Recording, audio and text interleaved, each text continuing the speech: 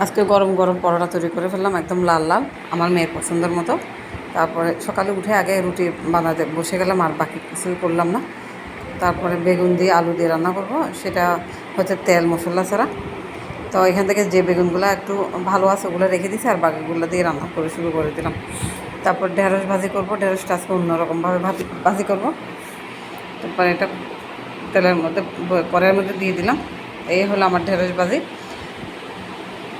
আসসালামু আলাইকুম, কেমন আছেন সবাই? আলহামদুলিল্লাহ আমি ভালো আছি। তো চলে আসলাম আজকে একটা নতুন ব্লগ নিয়ে। তো সকাল থেকে শুরু করলাম ব্লগটা। তো সকাল বলতেও তখন বাজতেছে 10টা। আমি রুটি তৈরি করতে ঘুম থেকে উঠে আগে রুটি তৈরি করে ফেলতেছি, কারণ ক্ষুধা লাগছে। রাতের বেলা এক জায়গায় বেড়াতে গিয়েছিলাম, মানে পাশেই, ওখান থেকে খাবার খেয়ে আসছি, খুবই তাড়াতাড়ি খেয়ে আসছিলাম। তারপর সকাল হইতে হইতে অনেক ক্ষুধা লাগছে।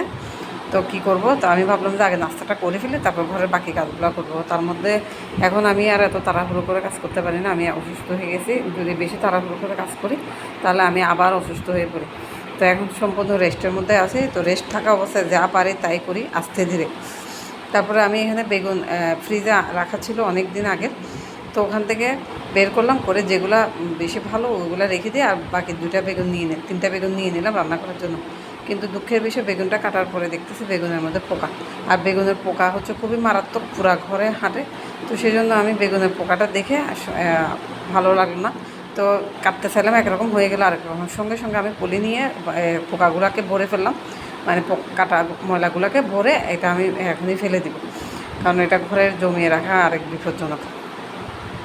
তারপরে এখন আমি পেঁয়াজ, তারপরে কাঁচামরিচগুলো কেটে নিলাম, কেটে যেগুলো যে ধোয়াপালা কাটাকাটি করলাম সবগুলো জিনিস ধুয়ে ফেলছি, কারণ আস্তে ধীরে কাজ করলে এমনিতে কাজ আগায় না সহজে, সেজন্য আর জমিয়ে রাখলাম না। তো আগে রান্নার জিনিস রেডি করলাম, করে সব কিছু পরিষ্কার পরিচ্ছন্ন করে ফেললাম।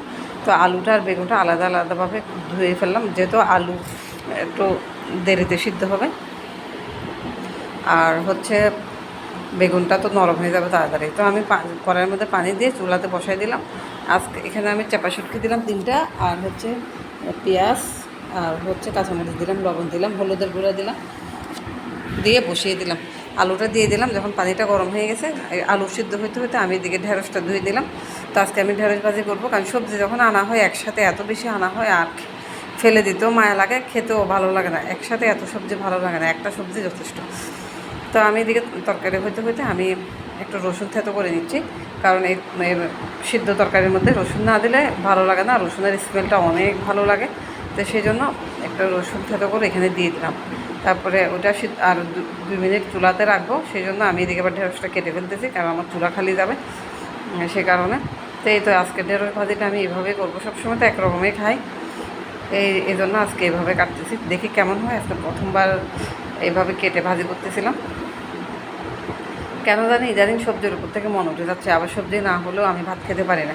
মনে হয় কতদিন খাবার খাই না এরকম লাগে, যদি একবেলা সবজি না থাকে। আবার যখন সবজি আনা হয় একসাথে এত বেশি আনা হয়, তো এটা নষ্ট হয়ে যাওয়ার কারণ আমি একসাথে রান্না করি, তখন আর একটু মজা লাগে না। তো আজকে আমার অবস্থা তেমন হলে আজকে সবগুলোই সবজি। এই হলো আমার বেগুন আর আলু, বেগুন আর আলুর সবজি। খুবই সুন্দর একটা ঘ্রাণ বেরোচ্ছে, শুটকি আর হচ্ছে সাবরাং পাতা, 2টা পাহাড়ি পাতা এটা। এদিকে আমি কড়াইটা বসাই দিলাম, কড়াইটা বসাই দিয়ে এখানে পেঁয়াজ কাটতে দিয়ে দিছি, দিয়ে আমি এখানে বাকি থালা বাসনগুলো বসিয়ে দিলাম। পেঁয়াজগুলো ভাজা হইতে হইতে আমি তারপর ঢেঁড়সটা দিয়ে দিলাম, একটু লবণ দিয়ে দিলাম, আর একটু হলুদ দিব,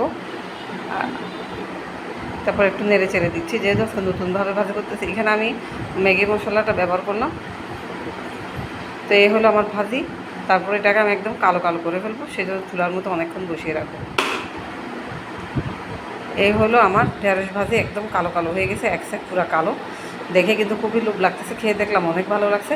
তারপরে মিষ্টি কুমড়া ছিল একটু করে অনেক দিন আগে, তো এটাও আমি রেখে দিতে খারাপ লাগতেছে, তো ভাবলাম যে এটাও রান্না করে ফেলে। এটা আমি চিংড়ি মাছ দিয়ে রান্না করবো। তো ভাবছিলাম প্রথমে এভাবে ভেজে ভেজে খাবো, কিন্তু দেখতেছে ভালো লাগতেছে না, কারণ এটা কাঁচা কাঁচা মিষ্টি কুমড়া, তাই। তারপরে এখন আমি এখানে তেল দিয়ে এটাকে আমি গোটা গোটা ভেজে নিচ্ছি, যেভাবে স্লাইস করছি ওভাবেই ভেজে নিব।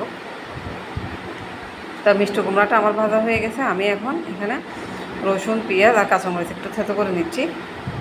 তারপরে এখানে চিংড়ি মাছটা দিয়ে দিলাম, দিয়ে আমি এখানে ভাজা মিষ্টি কুমড়াটা দিয়ে দিলাম। তো আজকের ভিডিওটা কেমন লাগলো অবশ্যই জানাবেন।